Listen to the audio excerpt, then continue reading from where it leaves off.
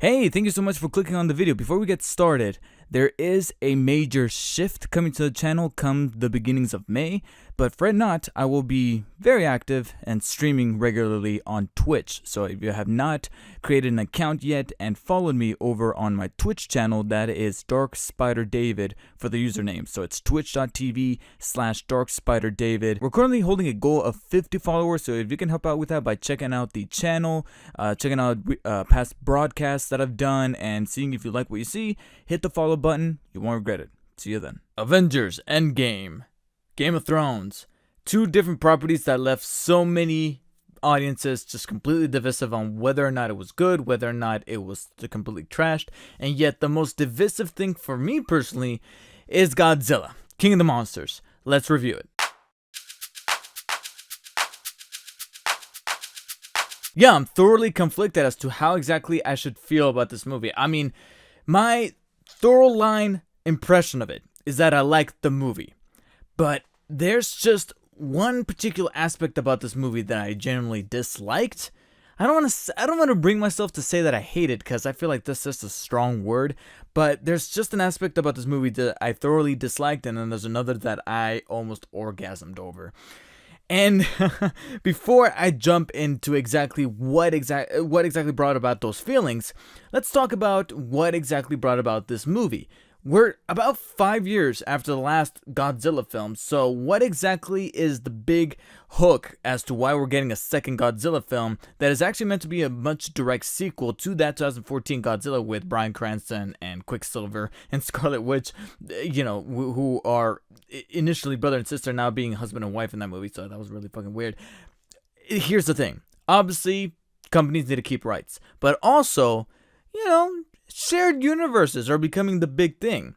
And at one point, two major pop culture icons, giants if you will, initiated that back in like the 60s, 70s, mostly 80s, with the big massive ape that is King Kong and the giant radioactive lizard Godzilla going toe to toe. So now with the new enhanced special effects technology that we have these days, we are bound to get a Godzilla film that is going to kickstart the monster movie universe, and the next one in that direction is going to be King of the Monsters, which has Godzilla coming back to claim what is rightfully his, being the leader of all of these different creatures that start popping out all over the earth. Now, why exactly they pop out of the earth? Well, that's where we gotta throw in the humans and how they kind of play a big part into this film that oh my god, I guess this is why I just have to dive right into my deep major rant with this film that keeps it from being a perfect monster head of a film, and that is that this movie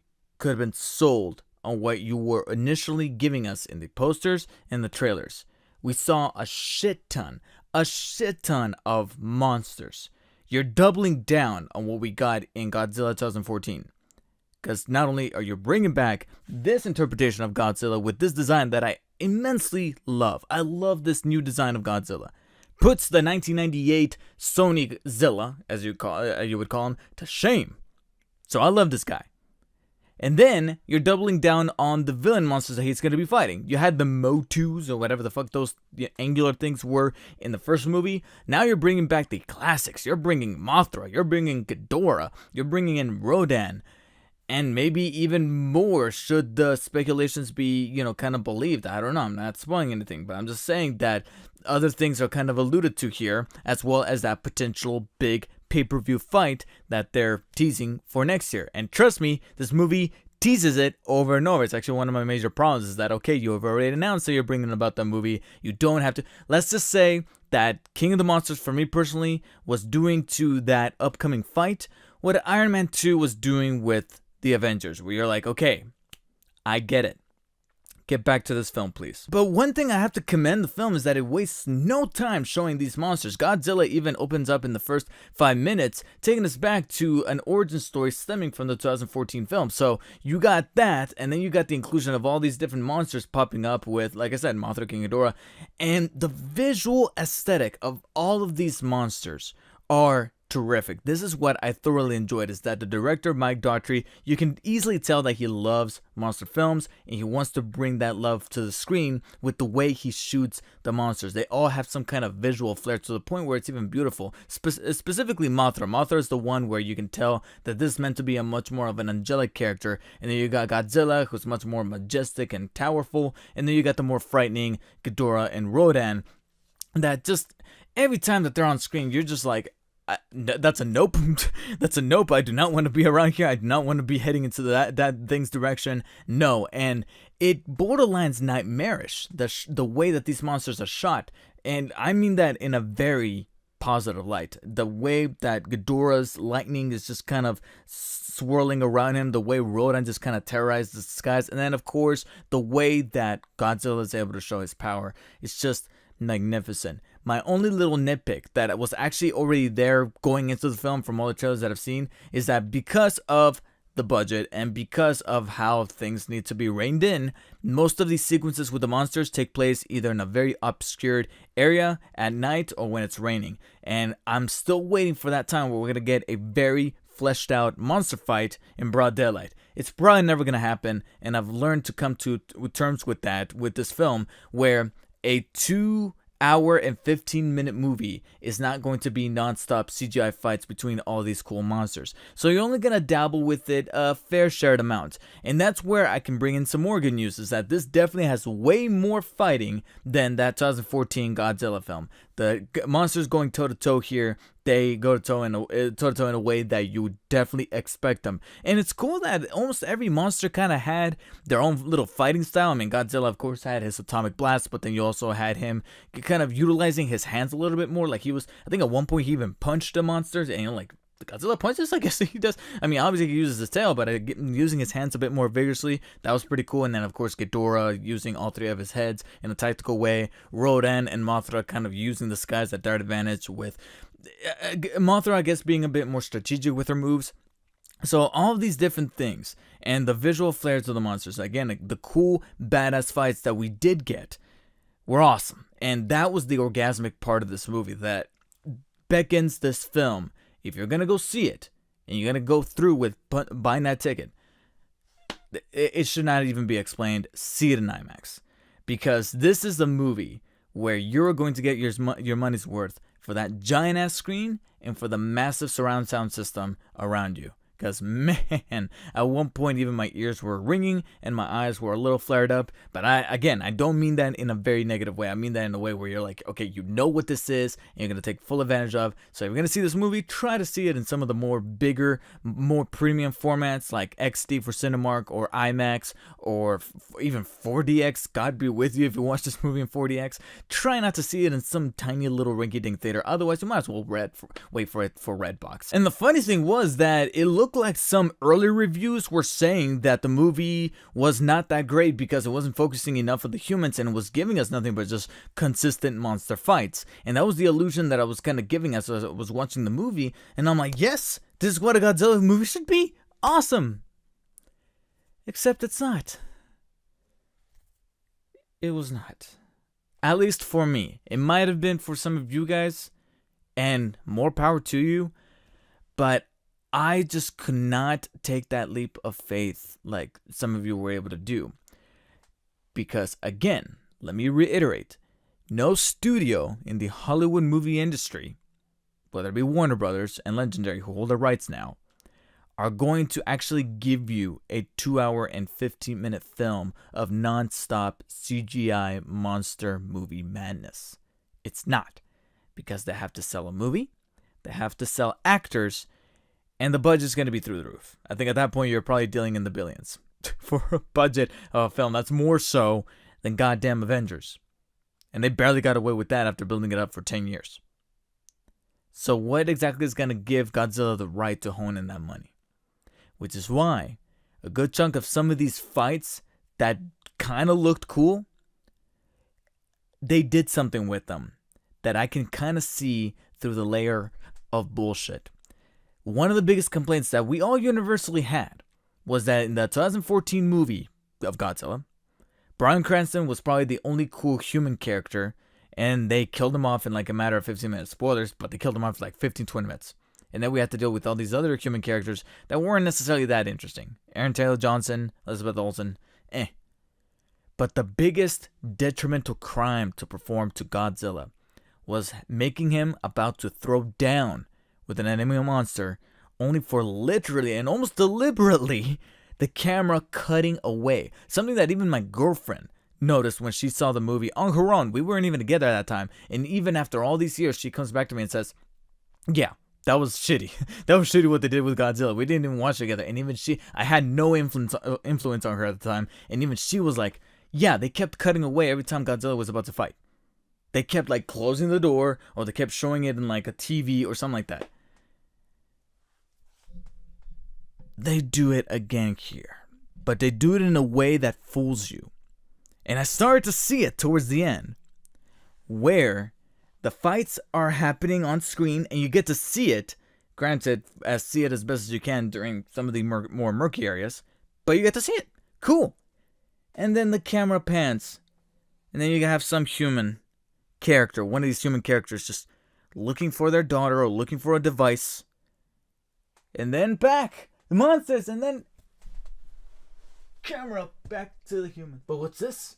What's this? Yes, we get to look at the monster. No, not again. Alright then. You're gonna make me watch these humans. You're gonna bring in a terrorist group. Are they gonna be interesting? They're not. They're not. They're actually rather stupid. Well, not all of them. There's one in particular that I think we're all going to universally potentially hate. I didn't hate her because of one little factor, and that's that not only was the audiences laughing at this particular character for being stupid, but even characters inside of the film were like, you're stupid. That is fucking ridiculous. What are you thinking? So it's almost like a universal thing to the point where even the film is almost becoming self-referential. But, and I fucked that word up even more, self-referential. But I can't excuse the film for writing her that way. And yes, I said her. Spoilers, it's a female. I'm not going to say who it is, but it's a female character. And that sucks, but that's just how it happens. And unfortunately, that doesn't elevate the other characters per se. You know, there's still questionable choices and dialogue exchanges made, but I'm like, okay, well, it's a monster film. But again, they do that cardinal sin of focusing on them too much to where I'm like, where did those fake reviews come out of saying that they focus too much on the monsters madness? Because sure, when it goes down, it goes down.